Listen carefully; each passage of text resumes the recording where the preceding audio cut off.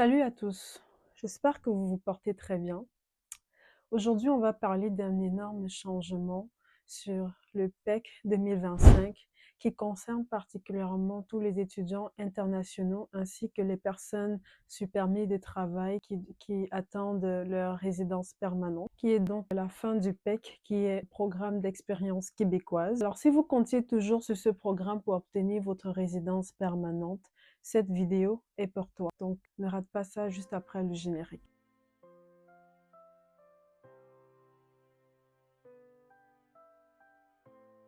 Alors, c'est quoi le PEC?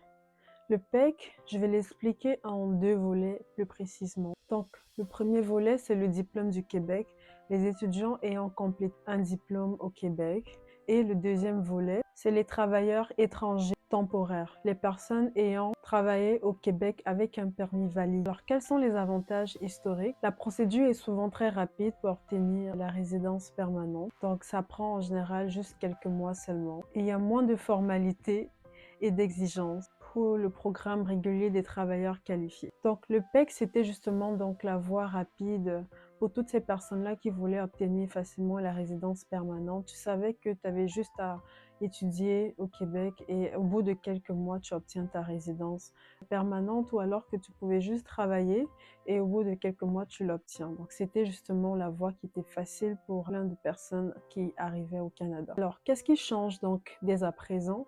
C'est que le PEC, le PEQ, a été justement aboli depuis le 19 novembre 2025. Ça, c'est la triste nouvelle, malheureusement. Donc, ce qui implique la suspension des volets diplômes et travailleurs temporaires. Les dossiers qui avaient été déposés avant cette date vont être traités. Mais après cela, ils ne pourront plus accepter des nouvelles dossiers après la date du 19 novembre. Donc, si tu as eu la chance que tu as eu à déposer ta demande avant le 19, fait que tu fais partie des chanceux qui pourront potentiellement obtenir la résidence permanente. Mais après cette date-là, c'est plus quelque chose qui est d'actualité, malheureusement. Pourquoi cela? C'est parce que le gouvernement voudrait centraliser l'immigration économique via le programme régulier des travailleurs qualifiés. En gros, si tu avais prévu de passer par le PEC 2025, il faudra donc changer de stratégie parce que cette loi a été abolie depuis novembre 2025. Ça a créé justement beaucoup de tumultudes, beaucoup de personnes qui essayent même de signer des pétitions pour pouvoir abolir cette loi-là. Pour le moment, on ne sait pas encore ce qui a été décidé, mais jusqu'à présent, ce qui est d'actualité, c'est une loi qui n'existe plus. Alors, petit conseil pour toi, ça serait de trouver une autre stratégie afin de trouver ta résidence permanente. Donc, quelles sont les alternatives que je pourrais te conseiller? Ça serait le programme régulier des travailleurs qualifiés, qui est donc basé sur un nombre de points. Et donc, les quelques critères sont la langue française, donc la maîtrise de langue française, diplôme expérience de travail, ton âge et bien sûr ton emploi. Le programme d'expérience québécoise modifié c'est disponible dans certaines régions. Troisièmement, autre voie, parrainage familial, candidat à l'immigration régionale, dans le MAPAQ pour certaines régions bien entendu. Donc le point crucial ici est de te dire de commencer à préparer ton dossier dès à présent. Apprends le français, accumule de l'expérience québécoise, donc de l'expérience de travail bien entendu, et assure-toi de mettre à jour tes documents, tout simplement. Quels sont donc les impacts pour les étudiants et les travailleurs temporaires? Fini la voie rapide malheureusement après l'obtention du diplôme. Les travailleurs temporaires devront passer par des systèmes de points ou d'autres programmes, ce qui nécessite donc de planifier en avance et ne pas dépendre sur le PEC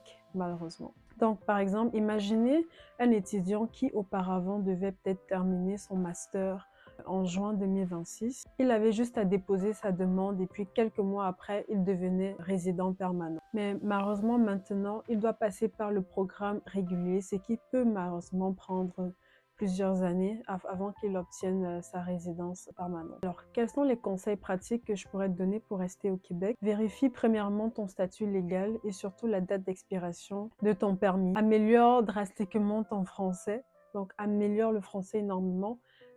Ça peut t'aider au niveau du système des points. Accumule de l'expérience de travail valide dans ton domaine au Québec. Ça, c'est important parce qu'il y a également plein de personnes qui travaillent au Québec, mais non pas, leur travail ne fait pas partie des travaux qui peuvent être acceptés dans le système de points. Donc, essaie de trouver un travail dans ton domaine, si possible, qui pourra t'aider et comptera pour des points pour ton dossier. Prépare tes documents officiels en poche, donc diplôme, preuve de travail, certificat de langue si possible avec le TOEFL. Il y a plusieurs centres qui font des certificats de langue. Et suis les mises à jour du gouvernement de façon très proche. Aujourd'hui, les réseaux sociaux en parlent facilement.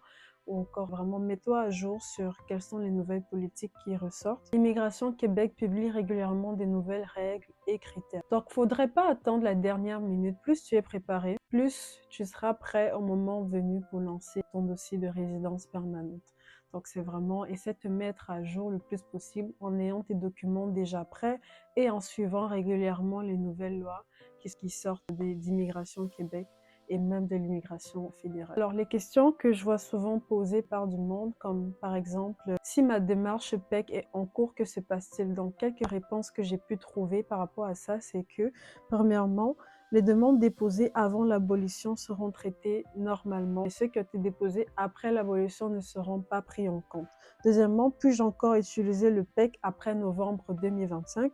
Eh bien, non. Aucun nouveau dépôt ne sera accepté après la date, donc le 19 novembre 2025. Ce n'est plus un programme, ce n'est plus quelque chose, ce n'est plus une option en fait. Quel programme remplace le PEC? Le programme régulier des travailleurs qualifiés, certaines options régionales et le parrainage familial sont des options qui remplacent justement le PEC à partir du 19 novembre 2025. Alors ces questions sont souvent fait partie des questions que je vois souvent. Donc, si tu as peut-être d'autres questions et que tu aurais besoin de plus d'éclaircissements, n'hésite pas à déposer en commentaire et je répondrai avec le meilleur de mes connaissances. Donc, pour résumer, le PEC, c'est terminé, à banni de ces options. Bon, pas à banni parce que de toute façon, ce n'est plus un programme qui est d'actualité. À compter de ce jour, les étudiants et les travailleurs doivent maintenant passer par le programme régulier ou d'autres alternatives. Planifiez tôt, préparez votre français et rassemblez vos documents. Alors, c'était tout pour moi dans cette vidéo aujourd'hui.